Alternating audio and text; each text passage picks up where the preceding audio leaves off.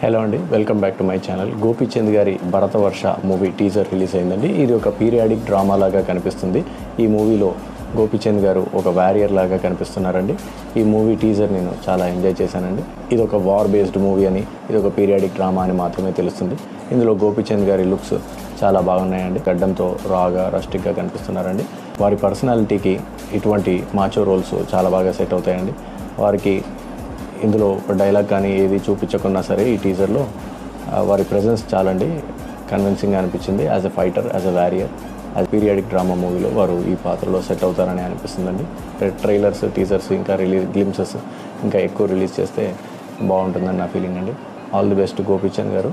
Thank you. Like, share, comment and subscribe to my channel for more such filmy news and movie trailer reactions and movie reviews. Thank you.